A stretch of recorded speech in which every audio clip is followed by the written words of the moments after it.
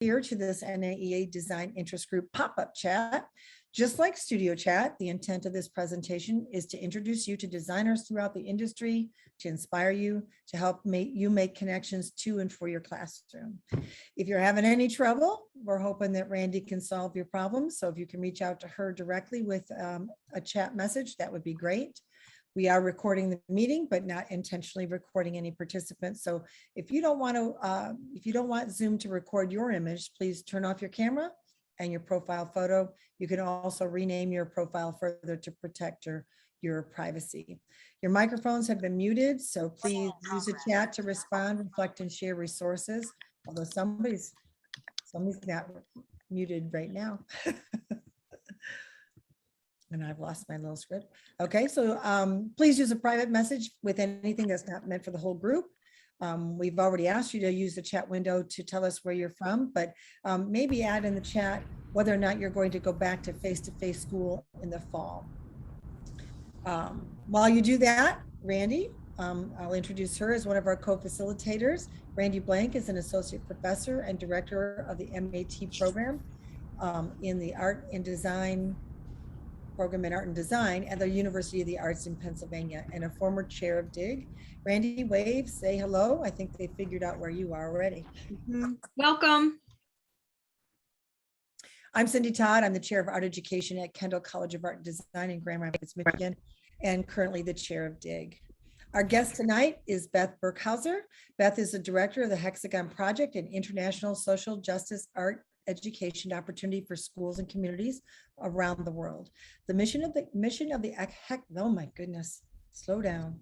The mission of the Hexagon Project is to spread the meaning of interdependence through school and community created hexagons. Themes of social justice, identity, peace, and the environment are expressed through the power of the arts in an increasingly interconnected world. Beth Burkhauser is an art educator in northeastern Pennsylvania public schools since 1970. A lifelong member of NAEA and PAEA, she was named Art Educator Emeritus in 2016 and is a PAEA Fellow. She founded and has directed the International Interdependence Hexagon Project since 2006. She's an adjunct faculty at Keystone College, authored articles for INSEA and USEA newsletter and School Arts magazine, and is an artist, mentor, designer for the Heart to Art murals, who is currently seeking some interested partnerships, if you're willing. During Beth's chat, we'll discover how a design thinking model can merge with a social justice mission. So thanks for being with us today, Beth. Happy to be here. Shall we begin? Yes, we shall. Okay, so I'll begin by saying hello and thank you so much to Design Interest Group and Cindy and Rande for having me. I'm thrilled to be able to communicate. I'm thrilled to see how many people have checked in and where they are. I see some pre-service teachers and people who are just beginning their careers, and it's wonderful to see such a diverse group of educators here, and some retired, and wonderful. So I'm going to start out by I'll share my screen now, and we'll begin. Okay, thank you for that very nice introduction. I think we can skip a couple of things. I'm really here tonight. The Hexagon Project is 15 years old, and I'm seeking a few different things, and we could say 3 different levels of engagement as we think about how a design thinking model can merge with a social justice mission. And I dearly would love to have as many teachers as possible participating in the project. And you'll find out more about how to do that during the PowerPoint. I'm also interested in going to another level. I would love for teachers, design teachers also, to become partners with the Hexagon Project. And we would love to have you develop lessons or unit plans and share them with us, and perhaps contribute other resources or contribute to our resources, hold your own exhibits or host potentially a regional exhibit. And on another level, I would love to have thought partners. I would love to get a group of teachers, educators, higher ed people to plan the project's future. We feel that it has a valuable place and in this world today. And some of the people who have tuned in here with me, who have participated in the past, are the people who really, really get this. And I'm so happy that you're here. And so I invite you to think creatively about where we can go or should go next. I want to introduce, we have a theme, a special theme every year. There are many themes with the Hexagon Project about interdependence, but the special 2022 theme is a soft, kind theme, and it's of kindness. Of course, I think you could take that in many, many different levels in many directions. We're starting to gather resources, and so far I am connecting you with the Greater Good Science Center out of Berkeley, California, that has wonderful resources on well-being. And there's the Pennsylvania Kindness Poem Project, which I think could be very exciting. Teachers oftentimes have students respond to poetry visually and vice versa. And I found the kindness cloud. So we're starting to gather our resources for 2022. What is Interdependence Day? What is its history? And this is Interdependence Day was declared on September 12th as a symbol of where do we go from here after 9/11 and after the terrific tragedies, not only in the United States, but other incidents worldwide. And it just seemed like something needed to be done. And we developed, I didn't, the founders did the Interdependence Day concept and became the Interdependence Movement to build constructively and civilly and culturally a global civil society. The founders are Dr. Benjamin Barber, who's been a very prescient author. Jihad versus Macworld was one of his publications in the 80s, which really spoke to what happened in 9/11. And Sandra Myers, who is a neighbor of mine, she's from Scranton, Pennsylvania. And that's how I became involved in the Hexagon Project. She invited me to get involved in the interdependence movement. And I kind of invented this project, maybe as a result of some of the design ed experiences I had with the University of the Arts way back in the 90s with Jan Norman, with the Design 2K project and the IWI, which in my elementary school, we integrated curriculum and we adopted that, that method of working for several years.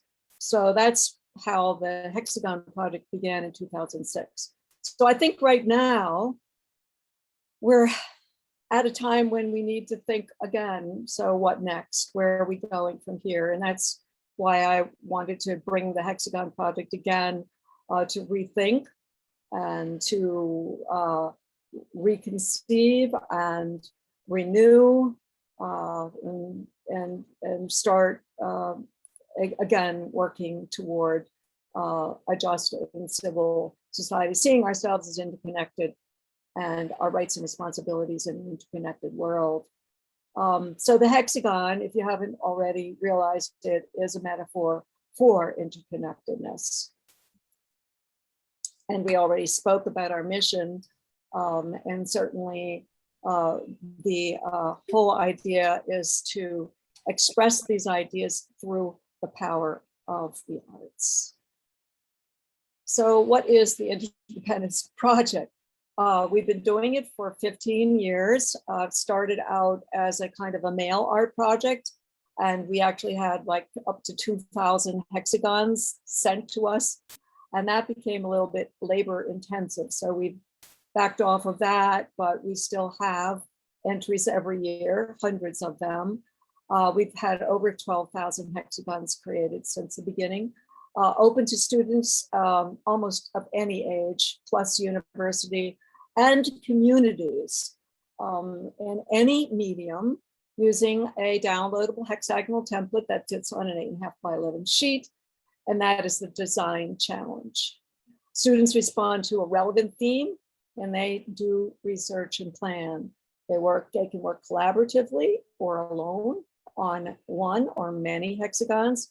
The deadline has been June 30th, and we now use artsonia.com as a digital gallery, and we encourage regional exhibits in your own school, so that basically the mission gets accomplished, to listen to voices speaking about how we need to see ourselves as interconnected. This is an example of the Artsonia page right now for 2021, where you can view the schools that have participated. And you'll see that they're from many different parts of the world, as well as the United States. You can click on them and open up the school and see everything that their students have made. We have exhibits throughout the world. We've had one in Scranton, but we encourage others. And this is an interesting, we have a partnership with Bhutwal, Nepal, and they have their Hexagon Project recognition events. We do jury the entries to bring forward some of the most powerful ones, and we like to see them shared.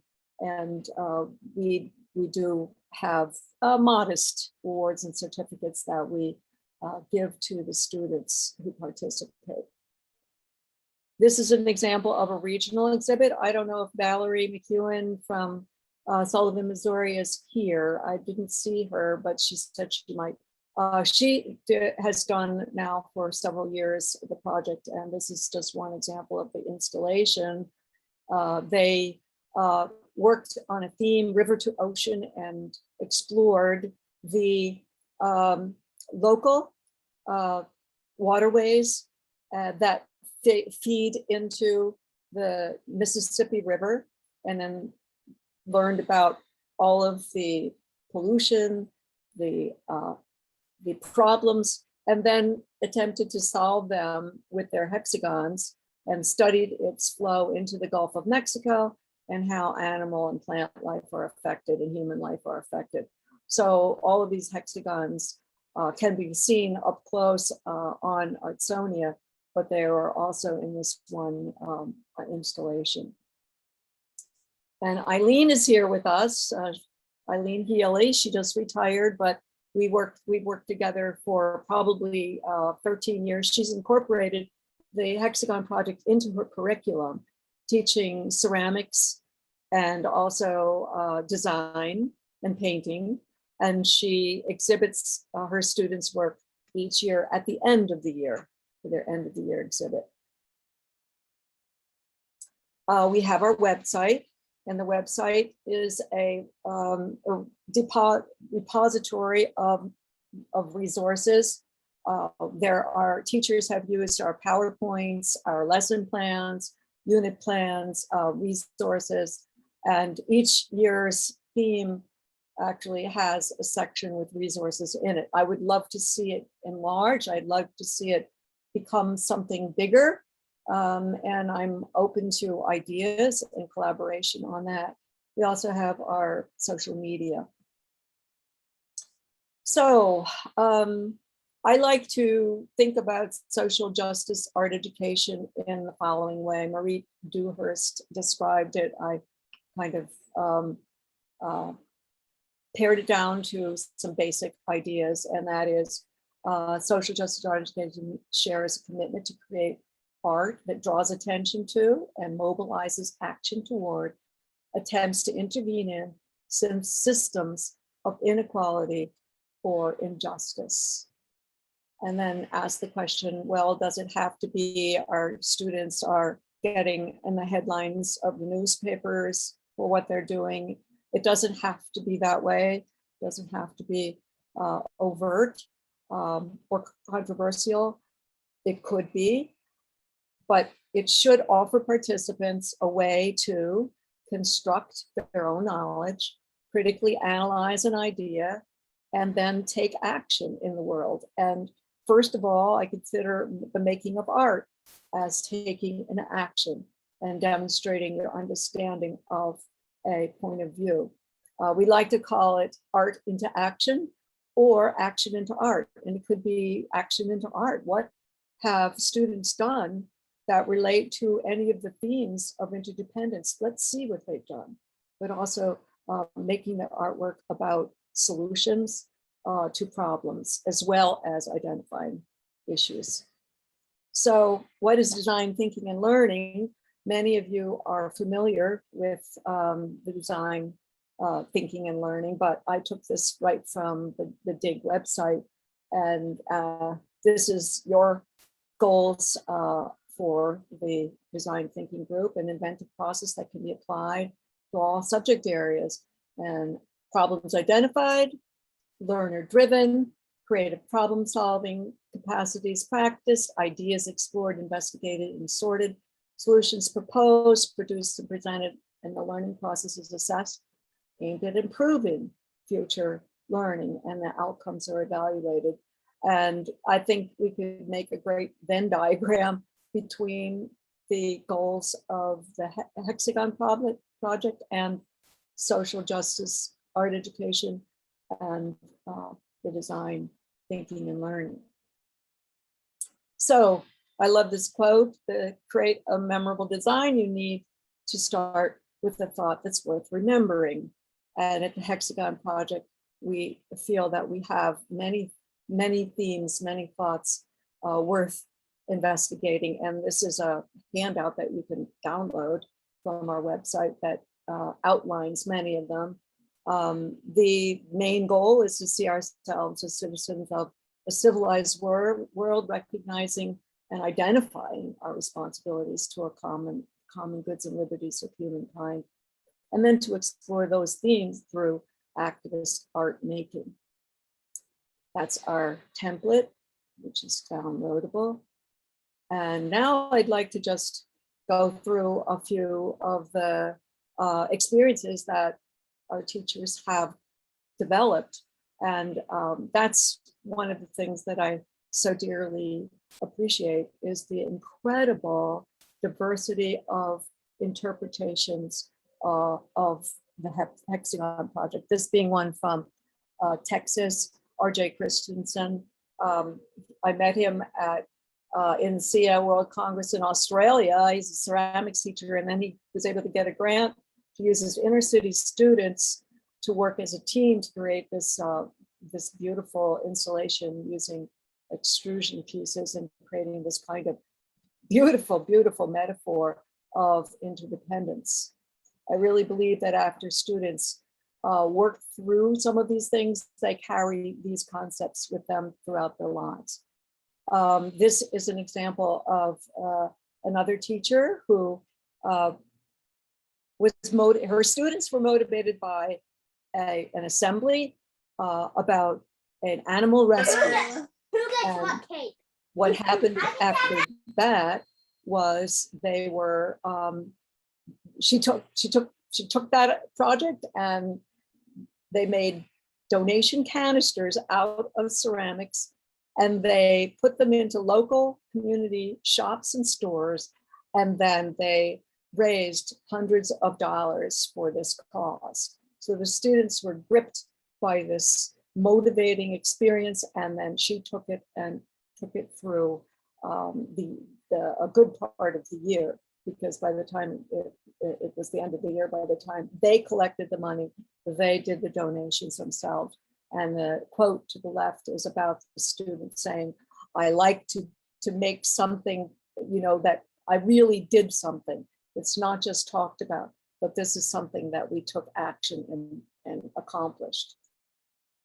This teacher, fifth grade teacher, came before the ceramic donation canisters, and Sarah has done this project with her fifth grades for many years, and they created donation canisters for winter heating for elderly people who couldn't afford winter heating, and over several years raised a couple $1,000s for that. So, and you can see the variety when you talk about choice, you can see the variety of materials that she allowed the students to use to create these canisters, this hexagonal houses that have meaning. And a very simple two-dimensional piece on kindness, be part of the solution by third graders. High school piece that's interactive. So in our show, and now we have a regional show in Scranton. In our show, this piece was there, and it was about the masks that you wear and the stereotypes that people have. Person was wearing this mask. She said, tear it off, take it off, tear it up and throw it away. And then she asked people to return the mask on the face when they were finished. So it's an interactive piece. We have on our website a design actually format that you can download, a workbook. This workbook pertains to transforming conflict theme. You can use this with your students to ask questions about and get ideas and do research and then produce their final hexagon. And this is a collaboration among 3 entities: the Hexagon Project, a high school, and the Eastern Pennsylvania Coalition for Acid Mine Reclamation. So I found this teacher through a presentation that we did for environmental educators. And the educators, one educator, Andrea, said, I'd like to do something with my students. And she began a year-long process of their working with the EPCAMer, Bobby Hughes. They took field trips, they took photographs, they learned about the acid mine issues in our area. So anyone who is coming from an area that has a strong environmental issue may want to do something like this. We have the iron oxides from the mines turning our streams into red. They flow red from the oxides. And the Reclamation Association works hard at raising funds to correct this and raising awareness about it. The students themselves actually took the evaporated oxides and made watercolors out of them. And they painted their hexagons using that coloration. They also brainstormed themes that they would like to use, selected their themes, and then designed their hexagons. And then ultimately, the EPCAMer had funding to create learning banners. So all of their hexagons were made into banners that EPCAMer can take with them when they're educating public or students about the acid mine. So all of this came together through the Hexagon Project, and it's still being used by EPCAMer. And we have some plans, but COVID got in the way to continue working with mosaics, we hope, with the students. So that's where things go. The banners are there, and they're a product of this investigation.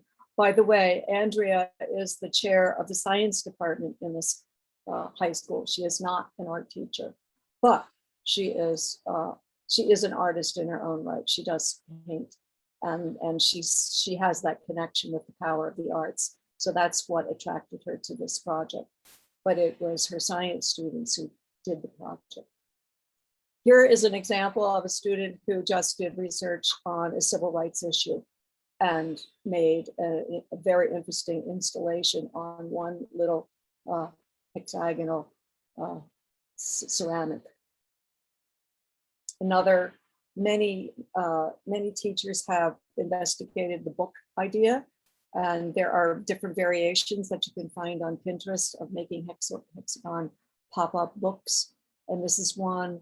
This was done with in collaboration with 6 students, groups of 6, and each student identified a problem on one page, and then the second page was the solution. So this is a solution book created by a team of students. This is something that happened very unexpectedly from Nigeria. This teacher is teaching in an elementary school, and he participated 1 year with hexagons, but he had in the back of his mind the metaphor of a flying pencil. And then I found the next year he actually created this 3-dimensional sculpture, and it has drawers in it, and his students' hexagons were put inside, and they were stored inside as meaning it contained their hopes and their dreams for a good future for themselves and for the world. And then he deconstructed it, and it was flown here to Scranton. We reconstructed it.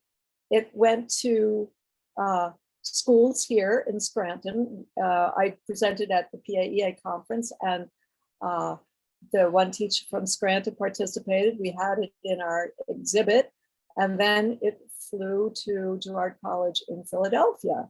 And these are the kids there who did and worked on the hexagon, and they had their end of the year celebration and did a beautiful display about the Hexagon Project and the where it came from, Nigeria, and so on. So there are many, many ways. Here's another usage of the hexagon that was made in California and then enlarged for our opening on a wall and painted by the public when they came into our show. And the person on the left is a PreService teacher. So she facilitated that particular part. And there's always room in ways that PreService educators can become involved. And finally, a teacher from, an art teacher from Cairo, Egypt, Jada Kadri, works with youth who are disadvantaged. And she has her purpose with her Jadenli startup is to actually have them see that design can be a lucrative potential profession. She was able to collaborate with a purse manufacturer and have their designs attached to these purses. And they sold some of them. I'm not quite sure how many, but you can see that she's working to uplift these kids. And she also worked this year. There'll be an article on our blog coming up about what she did with the really almost heartbreaking, but work which she did with adjudicated youth in a prison in Cairo. So those are things that can be done. And I hope that some of your imaginations have been stimulated to participate in some way. And going back to our original slide, what can design thinking model? How can it merge with the social justice mission? And I'm hoping that in our conversation next, Randy's going to facilitate any questions. I'm happy to answer them, and I'm going to put my my contact information, which is back down at the bottom, but I'll put that onto the chat also. So anyone who would like to take this conversation further, I'm thrilled to communicate with you, correspond with you, and I'm always there to listen and work.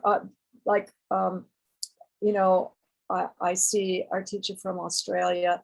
I mean, I've done a blog about her. Hi, on our website during COVID.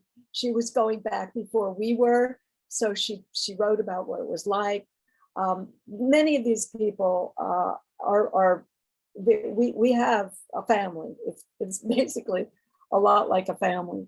And I invite more people to become involved in different ways, whether you want to participate or become a partner or a collaborator.